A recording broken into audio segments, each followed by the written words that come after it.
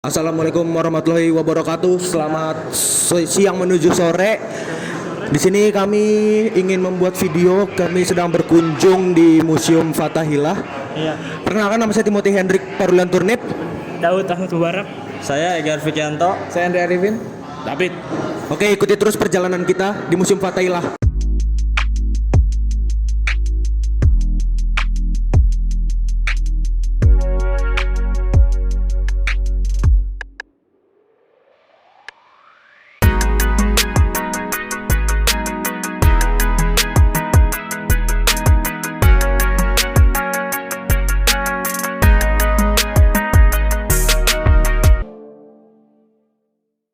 Oke, jadi di sini kita ada di masa bercocok tanam dan perunggu besi. Jadi Museum Fathahillah ini menceritakan tentang sejarah dari manusia purba. Ini ada manusia-manusia purba zaman dulu. Ini udah termasuk manusia modern karena sudah berbentuk manusia berdiri tegak. Dan di sini kita bisa lihat di sini ada perunggu beserta besi yang dipakai orang zaman dulu untuk memasak, memacul kehidupan sehari-hari lah. Ini dia. Sekarang kita, dan ini ada cara pembuatan alat batunya. Oke, di sini kita sekarang ada di Tarumanegara. Nah, sekarang udah ada mbaknya nih. Nah, saya mau nanya nih, Mbak. Wilayah kerajaan. Ini kan tentang kerajaan Tarumanegara. Sebenarnya Tarumanegara itu kalau secara geografis lokasinya itu ada di mana sih, Mbak? Spesifiknya? Ada di Bogor. Oh, Bogor ya. Iya. Itu hanya untuk di Bogor doang atau membentang dari Bogor, Depok, Jabodetabek atau Dari gimana? Banten sampai Karawang. Oh, dari Banten sampai Karawang. Ya, itu yang warna hijau itu semua wilayah kekuasaannya Tarumanegara. Oh. Nah, kalau ini nih apa nih, Mbak? Ini namanya Prasasti Kebun Lek. Kopi. Ini prasasti kebun kopi. Ya, prasasti Oh. ini ditemuinya tidak jauh dari prasasti Ciaratan, yaitu ditemukan pada tahun 1863. Dan yang unik dari prasasti ini, dia memiliki dua telapak kaki gajah yang namanya Airawata. Oh. Airawata itu tunggangannya Raja Purnawarman. Rajanya Tarumanegara. Iya. Oke. Kalau ini apa nih, Mbak? Batu yang ini? Kalau yang ini namanya Prasasti Ciaratan. Ditemukannya di Desa Cibungkulang pada tahun 1863. Dan terdapat dua telapak kaki Raja Purnawarman, dan di bawahnya ada goresan yang bertulis Palawa dan berbahasa Sanskerta, yang artinya inilah jejak kaki Raja Purnawarman yang mirip dengan Dewa Wisnu. Raja Purnawarman adalah kerajaan dari Taruma yang gagah dan pemberani. Oke, makasih ya, Mbak. Jadi ini udah ada apa sih di Kerajaan Tarumanegara Sunda, dan ini ada sistemnya dan sistem kepercayaannya di Tarumanegara. Jadi tuh Tarumanegara awalnya tuh tinggalan bercorak Hindu yang juga merupakan kepercayaan Dewa Wisnu. Dia juga Oke, Bang. Jadi itu penggalian arkeologinya juga ditemukan sejak tahun 60-an, menemukan peninggalan seperti arca, mantra Buddhis, dan serta lain-lainnya. Ya, selanjutnya ada sistem kepercayaan Sunda. Di sini mungkin ini sejarahnya Sunda kali ya. Kerajaan Sunda awal-awal di bagian Jawa Barat itu. Tidak banyak sih sejarahnya mungkin. Selanjutnya ada ini sejarah dari mata uang Indonesia. Banyak sekali mata uang Indonesia dari awal mata uang keluar sampai sekarang. Ini koin-koin mungkin dari zaman Belanda dulu. Selanjutnya mata uang 100.000 rupiah pertama. Lalu banyak lagi koin Indonesia awal-awal. Uang lembaran kertas pertama Indonesia mungkin. Uang kertas masa penduduk Jepang 5 rupiah dan 100 rupiah. Di sini ada perhiasan pengantin Betawi. Berikut ini ada kalung, ada cincin, ada perhiasan-perhiasan lain, dan pakaian pernikahan Betawi ini dikenal dengan nama dandanan care none pengantin Cine. Nah, dari namanya sendiri itu terlihat bahwa pakaian tradisional ini sangat kental dipengaruhi oleh budaya Cina.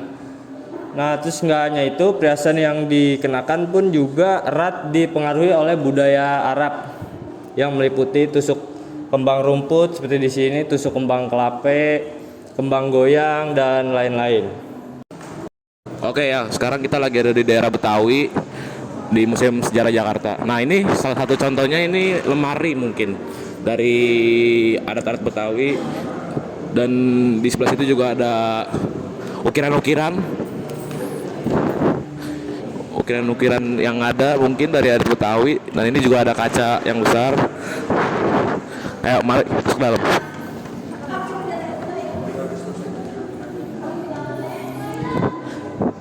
Nah, ini mungkin perkiraan kota Jakarta di masa depan, Jakarta 20 tahun yang akan datang.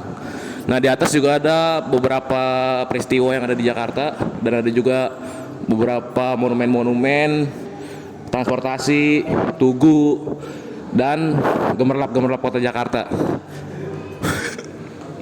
Nah, ini salah satunya dari Batavia, perubahan dari Batavia menjadi Jakarta. Itu pada tahun 1 April 1905. Terbentuknya pemerintahan Kota Praja, lanjut ke 936, digabung menjadi Gemeente Batavia, dan 1916 pengangkatan wali kota Batavia pertama. Dan ada juga 8 Agustus 1942 Batavia sudah menjadi Tobutetsu oleh pemerintah Jepang. Dan ini yang terakhir, sebutan pemerintah daerah berubah menjadi pemerintah provinsi DKI Jakarta berdasarkan Undang-Undang Nomor 34 tahun 1999 tentang pemerintah provinsi daerah plus ibu kota negara RI Jakarta. Nah, di sini juga ada identitas masyarakat Jakarta di masa kini. Yaitu jumlah penduduk DKI Jakarta pada tahun 2015 mencapai 10,18 juta jiwa, dan 2016 10,28 juta jiwa, 2017 10,30 juta jiwa. Nah, ini salah satu prasasti mungkin yang masih ada atau masih disimpan di museum ini sampai sekarang. Selamat sore, nama saya Andre. Dengan Bapak siapa? Pak Suparta ya. Oke. Apa? Ada yang bisa dibantu? Dengan Gimana? Pak Suparta. Saya ingin tahu bagaimana bangunan ini yang dari dulu sampai sekarang telah menjadi Museum Fathahillah yang telah berdiri sampai saat ini. Baik, artinya sejarahnya seperti apa gitu ya? Iya. Baik. Jadi gini, pertama saya luruskan dulu ya. Memang tadi pertanyaannya Fathahillah. Jadi nama pada saat peresmian itu namanya Museum Sejarah Jakarta. Karena terletak di Jalan Taman Fathahillah dan di dalam juga ada cerita koleksi tentang Fathahillah. Sebagian orang di luaran sana menyebutnya ini Museum Fathahillah. Tapi nama yang resmi pada saat pendirian adalah Museum Sejarah Jakarta. Seperti kita tahu, Museum Nasional, di depannya ada gajah, sebagian orang menyebutnya Museum Gajah. Baik, itu ya saya lurusan pertama. Kedua, di sini ada board yang menceritakan tentang sejarah gedung. Jadi Andre bisa lihat di sini, di papan ini, di sejarahnya, bangunan ini dulu diresmikan, peletakan batu pertamanya dimulai pada tanggal 25 Januari 1707, itu nama gubernurnya Johan van Horn. Tugas beliau selesai, dilanjutkan oleh gubernur berikutnya namanya Abraham van Riebeeck. Nah, selesai pembangunan gedung ini, di sini kita bisa tahu tanggal berapa, Andre? Tanggal 10 Juli 1710. Nah, 1710. Sekarang tahun 23. 2023. Jadi gedung ini kalau kita melihat di sini itu usianya sudah sekitar 313 tahun. Ini adalah gedung tua yang ada di kota tua ya. Saya juga pemandunya udah tua juga ya. Dan fungsi pada saat didirikan kita bisa lihat di sini. Ini ada bahasa Belanda kuno namanya Stadhuis, itu artinya Balai Kota Orang Belanda, Stadhuis, dan juga kantor Dewan Pengadilan. Nanti kan di lantai 2 ada kantor Dewan Pengadilan ya. Ini fungsi pada saat didirikan.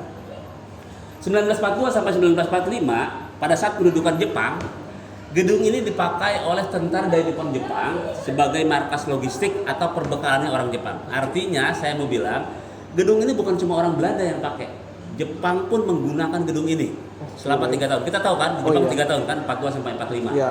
Nah, baru nanti puncaknya diresmikan menjadi Museum Sejarah Jakarta itu tanggal 30 Maret 1974 pada masa kepemimpinan Gubernur Bapak Ali Sadikin. Jadi kalau museumnya itu belum lama, baru 1974. Berarti baru didirikan jadi diresmikan museumnya baru 1974. Yang lama atau yang tua adalah usia gedung atau bangunannya. Ya.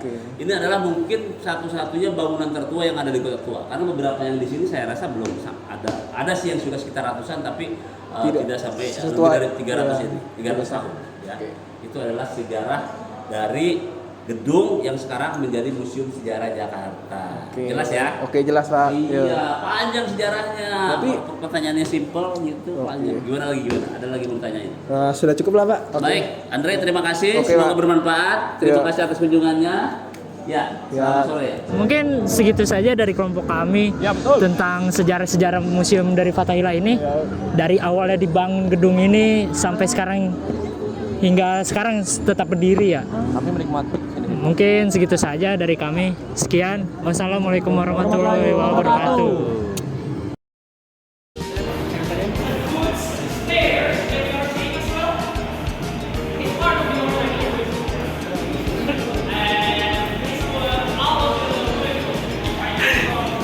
Oi, David. Iya, Bape. Apa? Ada Bape guys, Mana? Mana? Bape. Ini Bape. Wow, Bape.